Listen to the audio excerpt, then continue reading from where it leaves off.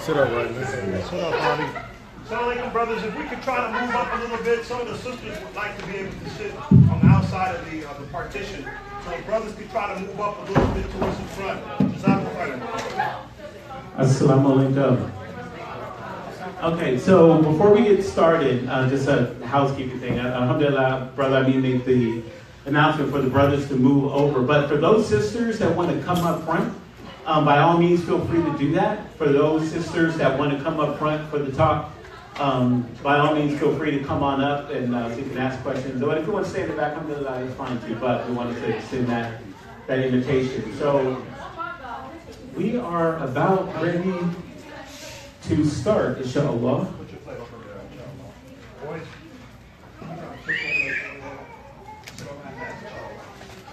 Okay, we'll give the sisters another minute to come on up, that want to come up. I'm good. Bismillah. A'udhu billahi minash shaitanir rajim. Bismillahir rahmanir rahim. Alhamdulillah wassalatu wassalamu ala rasulillah sallallahu alaihi wasallam. Allahumma infinni bima anfini wa alimni wa anfini rabbi zidni ilma. Alhamdulillah. It's a beautiful. I'm happy to see such a beautiful crowd out here tonight for our family night, and I personally apologize if there was any confusion on the times. So I take ownership of that, and I'll try to make sure that in the future things get communicated better so that we know there's clarity on what time we're going to be starting, inshallah. So I apologize for that. But I wanted to welcome everybody to the September installment of the family night. And alhamdulillah, Hajj is back in the house. Takbir. Allahu Akbar. Takbir. Allahu Akbar. Takbir. Allahu Akbar. Alhamdulillah, it's good to see him back, traveling and safe. He's still got that Hajj glow on his face. Alhamdulillah. Alhamdulillah. May it stay there.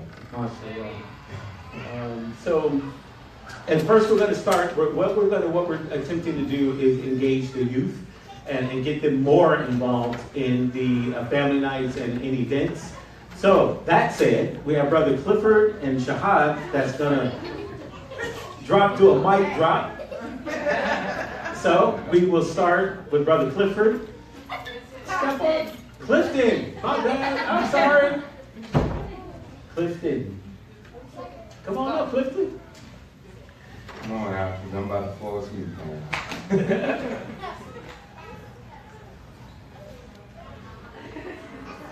Assalamualaikum.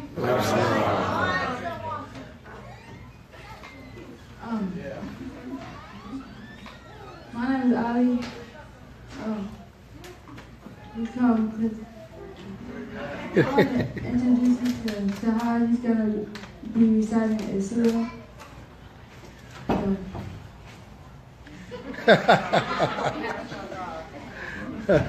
right. Allahu Akbar. Allahu Akbar. Allahu Akbar. Now you know how I feel. Assalamualaikum, my name is Shahad. Most of y'all know me, some of y'all don't. So today I'm going to be studying Surah Shams. Inshallah.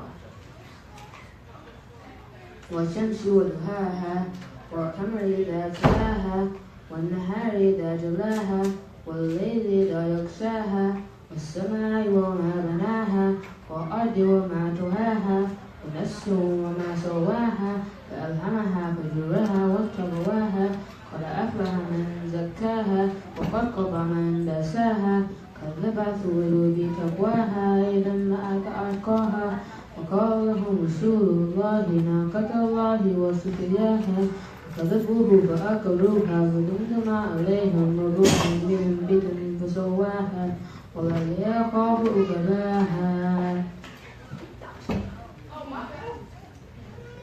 Allahu Akbar.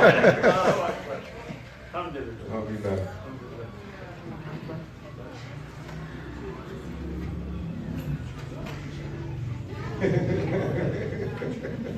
All right, alhamdulillah. Alhamdulillah. So, inshallah, we'll start doing a lot more of that to get the youth involved, to empower them. It's clearly the youth of the future.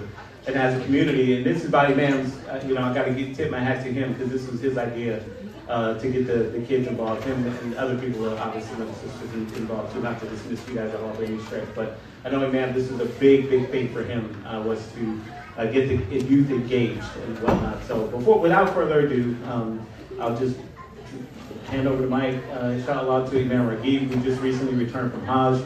And for those of you who don't know, he's going to give a talk about his reflections of Hajj and whatever else is on his mind, inshallah.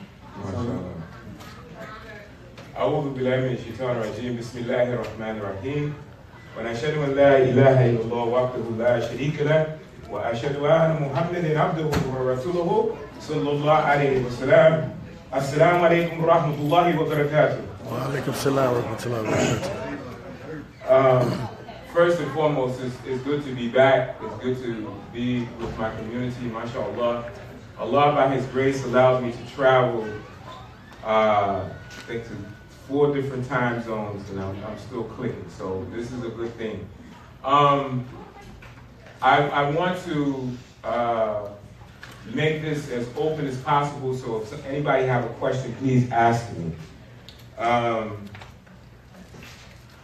My reflections on Hajj. So if I get up, don't pay me no never mind if I get up and start walking, okay? But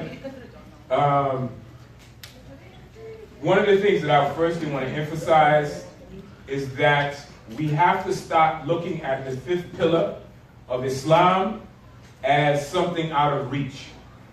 You know, we have our Kalam al-Shahada, we have Salah, we have fasting, and we have Hajj. We need to stop looking at that as something that's out of reach. You know, most of us think about Hajj, say, well, you know, we see the prices and we say, man, it's $9,000, it's $10,000, I'll never be able to afford to get there. Allah Ta'ala talks about in the Quran that He has made the Hajj season in 4 months. We have 4 holy months that you can make Umrah, which is a minor Hajj. That is the only difference between Hajj and Umrah, besides some ritual things that we'll go through real quick. But you can make Umrah. Allah has blessed me in this trip to be able, we went with El Medina Tours. And it was myself, Imam Kashif from Masjid Salam, Imam Tahir from San Jose, MCA, and Mufti, I forget the Mufti's name. But it was 4 of us as the leaders of this particular Hajj group from California, and I was one of the 4. Okay? That was the first Rahmah that I did not even know. I just thought that I was just and been invited, but I did not know that I was actually representing until I got there. One of the brothers from San Jose came to me and he said, "Brother Imam, I didn't know that you was going to be here, but when I saw you on the flyer, that you was one of the leaders of this, was like, mashallah, I'm glad that you're here."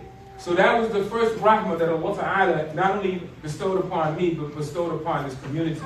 So I left Sacramento representing Masjid Ibrahim, alhamdulillah. In that, Allah Ta'ala blessed me to be with the owners of El Medina Tours. And one of the things that we talked about after Hajj was that once they take their vacation, that I'm going to get together with them and they're going to make a special package for Masjid Ibrahim. SubhanAllah. For Umrah and inshallah for Hajj. So right now, our target date, they have a Umrah package in December, but our target date is the month of Rajab, which is about towards the middle of April, towards the end of April. That is one of the first holy months that Allah Ta'ala says in the Quran that you can go to His house and make Umrah. So that's our target date. So far, and we're trying to deal a little bit better with the prices, but it's starting out with about $22.50 round trip. That includes all of your hotel fees, That includes all of your food. That includes 4 days in Medina and 4 days in Mecca. That is a price that you cannot beat. And that is not, and you know, we probably spend $2,200 in a month going out, some food, and some Starbucks, and some other things.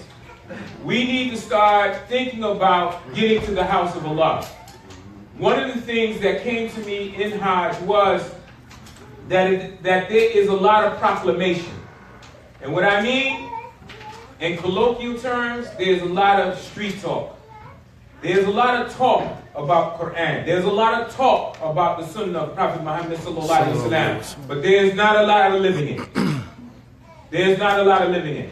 And I don't mean no offense to anybody here, but what I saw from the adab of people on Hajj, look, we need to get rid of this Jesus complex. And what I mean by that is that we have this, I don't know if it's a psychological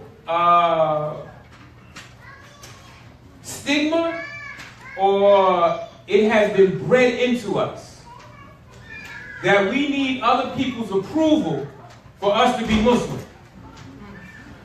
We don't need nobody else's approval to be Muslim. Allah Ta'ala invited us to this deen. Allah Ta'ala said, for surely if He had not invited us to this, we would not have been among the guided. Okay? That Allah invited us and guided us to this. So by Allah Ta'ala guiding us to this, inviting us to this deen, and guiding us to this deen, we have our place in this deen. We don't need nobody else's approval. We don't need nobody else to come and teach us. We need to learn how to share information and give information. That's one of the first things that I learned. The other thing is don't let anybody tell you or make you feel that you are less than Muslim than they are because they come from a so-called Muslim country. Now, we had the opportunity before Umrah to get into Medina. And I was talking to Ahmed. The city of Medina is the city of Rasulullah sallallahu alaihi wasallam. It is no doubt. That is one of the most peaceful cities you ever want to be in, and you don't want to leave it. We came out of the hotel. The Masjid al-Nabawi is so huge, and they're adding on to it. There are 48 gates around this masjid, and they are adding 7 more. So for you to take a tour, if you was to walk where our hotel was, it was gate 21 or Babel 21, door 21.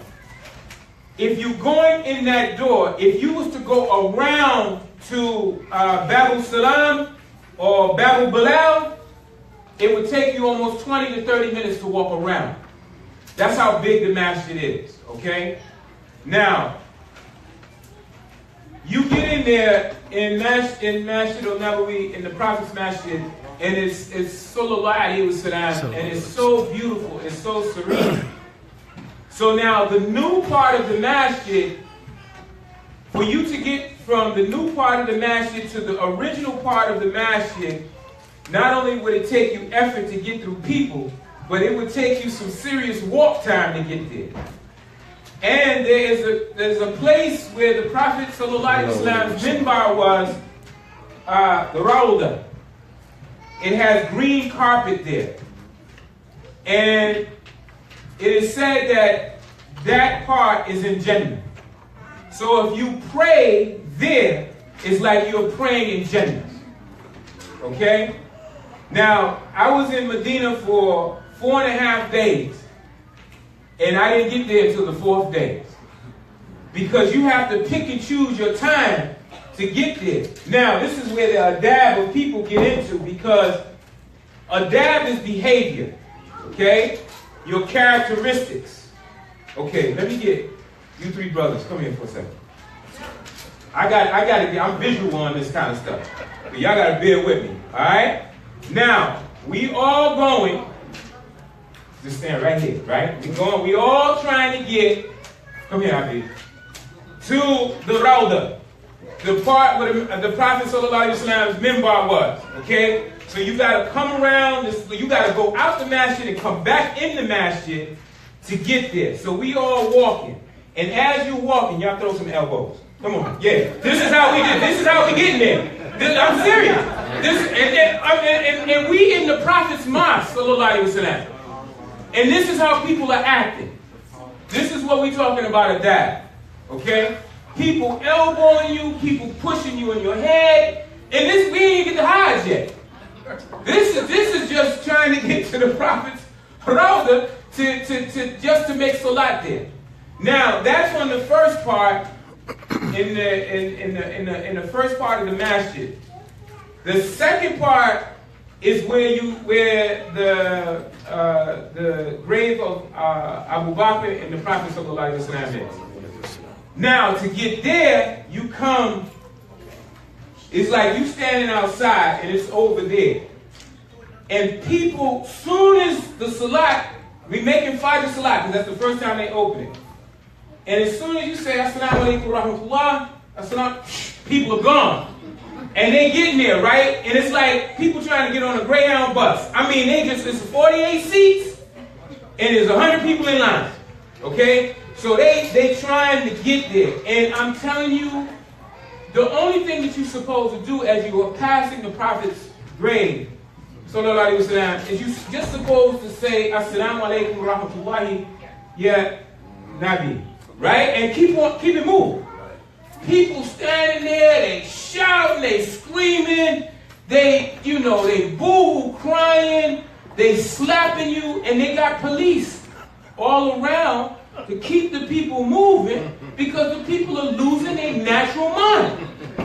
Okay? I mean, they losing their natural behavior went straight. You would think that if you had the possibility to greet the Holy Last Messenger, you, Sallallahu Alaihi Wasallam, you would come crying, at least some tears coming out your eyes, you bent over.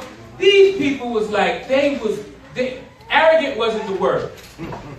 Arrogance was not the word. Okay, so that's the Prophet's mosque. Now, this, Sallallahu Alaihi Wasallam, so this thing about adab, Muslims, this is one thing that I cannot stress enough. We need to know our deen. We need to know our deen, and we need to know the characteristics of the Prophet Sallallahu Alaihi Wasallam. We need to know the characteristics of his Ahlul Bayt, alayhi salatu wasalam, and we need to know the characteristics of the Sahaba, radiallahu anhu. The Sahaba and the Sahaba X, the men and the women.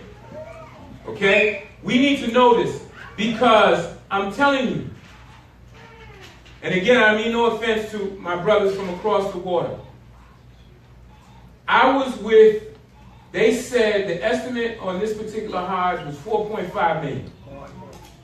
4.5.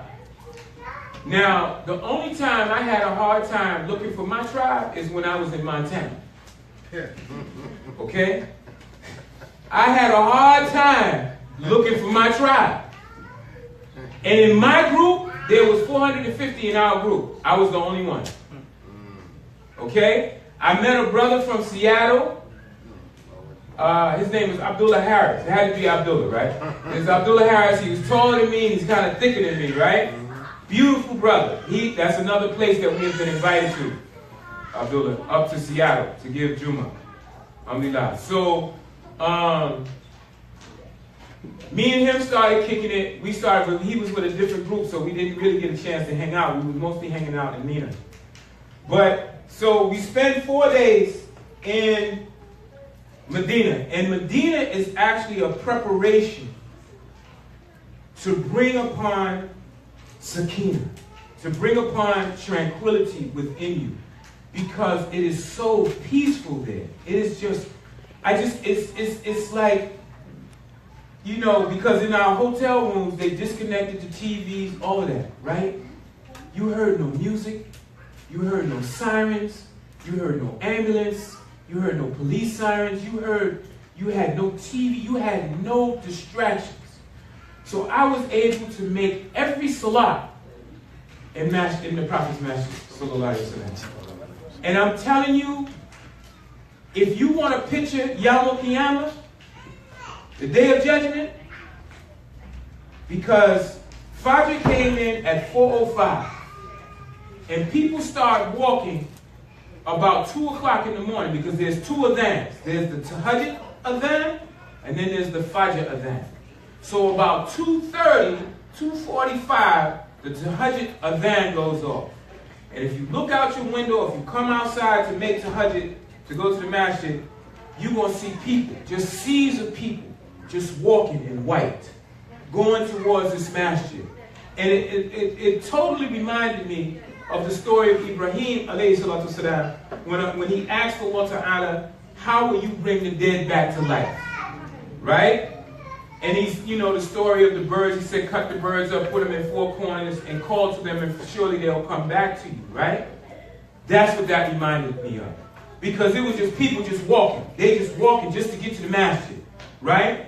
And the masjid, according to the director of operations, the masjid holds 3 million people. That's how big the musalla is in the masjid. Yes, ma'am. Is it true that they have cabs to keep the rats out of the masjid as well? No, I didn't see that. You didn't see that? I didn't see that. The masjid is immaculate. It is immaculately clean. Nobody's eating in there. The only thing that they have in there in all of the rows as you're walking is Zamzam water. You can just fill up your containers with Zamzam water. So Medina prepares you for Mecca. Now the day before Umrah, that morning you make Fajr Salat. And that is the 2 towels that you put on. And the ride from Medina to Mecca on a normal day without traffic is probably, what would you say, Ahmed, 6 hours? On a normal day, if you didn't have traffic, probably about 6 hours. Because I think it's like 265 kilometers. So that's like about 4 hours. Yeah. So with traffic, it was an 8-hour ride. We left at 8 o'clock. We did not get there 8 o'clock in the morning. We didn't get there. Oh, that was right. That was 12 hours. We didn't get there until 8 o'clock till Maghrib time. So 12-hour ride in the bus. And as soon as we get there, you get out of the bus, you go into the Haramain, the Masjid in Mecca, the house of Allah, to make your Umrah. Now you done been sitting for 12 hours. Now you about to go on the ground floor with about 300,000 people trying to make Umrah. Okay? Now you make it to walk around the Kaaba, right? You got to make 7. And you start at the Black Stone, right? And when you get there, you